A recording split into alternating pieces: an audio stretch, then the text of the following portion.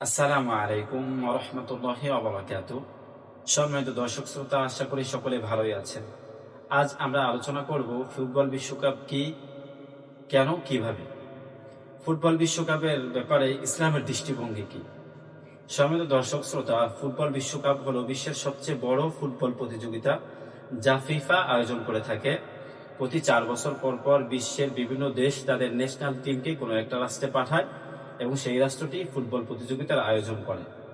কোনো একটা টিম যারা ফাইনালে বিজয় লাভ করে তারা হচ্ছে বিশ্বকাপটা পায়। ফুটবল বিশ্বকাপ কবে শুরু হয়েছে? 1930 সালে উরুগুয়ে সর্বপ্রথম এই বিশ্বকাপের আয়োজন করে এবং সে বছর ফাইনালে বিজয় হয়েছিল উরুগুয়ে। এবার আসুন, খুব গুরুত্বপূর্ণ এবং ইম্পর্টেন্ট বিষয় হলো যে ফুটবল বিশ্বকাপ সম্বন্ধে ইসলামের দৃষ্টিভঙ্গি কি। সম্মানিত দর্শক, সর্বপ্রথম মনে রাখতে হবে, ইসলাম খেলাধুলা, শরীরচর্চা, ব্যায়ামকে কখনো বাধা দেয় না। বরং ইসলাম বলে, মুহাম্মদ রাসূলুল্লাহ সাল্লাল্লাহু আলাইহি সাল্লাম বলেন যে দুর্বল মুমিনের তুলনায় একজন সবল মুমিন অতি উত্তম।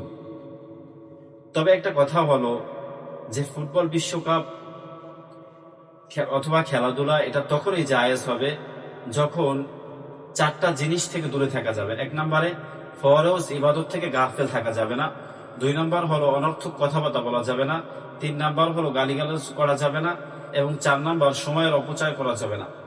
আফসোসের বিষয় হলো সত্য, সম্মানিত দর্শক শ্রোতা, ফুটবল বিশ্বকাপ আসলে আমাদের দেশের মধ্যে, বিশেষ করে বাংলাদেশে, একটা উন্মাদনার সৃষ্টি হয়।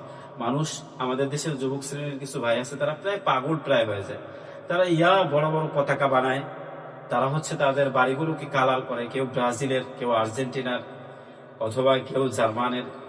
অনেক মানুষ আছে মুসলিম রাষ্ট্রেও সাপোর্ট করে থাকেন, সেটা ভিন্ন আলাপ। সম্মানিত দর্শক শ্রোতা, দেখেন আল্লাহ তাআলা সূরা মুমিনের মধ্যে বলেন, ক্বাদ আফলাহাল মুমিনুন আল্লাযীনা হুম ফি সলাতিহিম খাশিউন ওয়াল্লাযীনা হুম আনিল লাগwi মুরিদুন। মুমিনরা হচ্ছে সফলকাম। আর সফলকামদের ভূমিকা বলতে যে আল্লাহ বলছেন যে যারা তাদের নামাজের মধ্যে ভীতু সন্ত্রস্ত এবং যারা অনর্থক কথা এবং কাজ থেকে নিজেদেরকে হেফাজত করে, সংরক্ষণ করে, তারা হইল সফলকাম। তো ফুটবল বিশ্বকাপ আসলে আমাদের দেশের ছেলেমেয়েরা যেই পরিমাণ সময় অপচয় করে, যেই পরিমাণ টাকা পয়সা নষ্ট করে, যেই পরিমাণ বাইক রাইড করে, শোডাউন দেয়, বাড়িঘর কালার করে, বিশাল বিশাল পতাকা বানায়, এবং তারা তাদের আইকনিক যে সমস্ত প্লেয়ার আছে তাদেরকে তাদের জীবনের মডেল মনে করে। শুধু মডেল না, সুপার মডেল মনে করে। কেউ মেসি, কেউ নেইমার, কেউ এমবাপ্পে, কেউ ক্রিস্টিয়ানো রোনালদো, কেউ মোহাম্মদ সালাহর সাপোর্ট করে থাকে এবং তারা তাদের জার্সি গায়ে জড়ায়। তো প্রিয় ভাই, মনে রাখতে হবে, আপনি যে জার্সিটা গায়ে জড়ালেন সেই লোকটা কি মুসলমান নাকি বিধর্মী? তার মাধ্যমে কি ইসলামের উপকার হইতেছে নাকি ক্ষতি হইতেছে? আর সব থেকে বড় আলাপের বিষয় হলো যে কাতার বিশ্বকাপের মধ্যে মূল প্রতিপাদ্য ছিল মদকে হচ্ছে বিশ্বের বুকে অ্যাভেলেবেল করে দেওয়া এবং মুসলিম সমাজকে, মুসলিম তরুণদেরকে যুদ্ধ থেকে দূরে সরাই দেয়া, ইসলামী নীতি ও আদর্শ থেকে দূরে সরাই দেয়া, খেলাধুলা, রং তামাশা মধ্যে জড়াই দেওয়া। তো সেটা তারা করতে সফল কাম হয়েছে। ঠিক অনুরূপ ভাবে আরেকটা বিশ্বকাপ আসতেছে, আর মাত্র সামনে 5 দিন পরে বিশ্বকাপ। তো তখন দেখবেন আমাদের দেশের যুব সমাজের উন্মাদনা কি লেভেলের। তারা 365 দিনের একজনও ঠিক মতো ফজরের সালাতে উঠতে পারে না, কিন্তু রাত্র 1টা, 2টা, 3টা, 4টায় তাদের প্রিয় টিমের খেলা দেখার জন্য তারা দেখবেন প্রস্তুত থাকে এবং বিরিয়ানির আয়োজন করা হয়, বিশেষ বিশেষ রান্না বান্না করা হয়, খুব মজ মাস্তির মধ্যে তারা হচ্ছে তাদের সময়টাকে ব্যয় করে।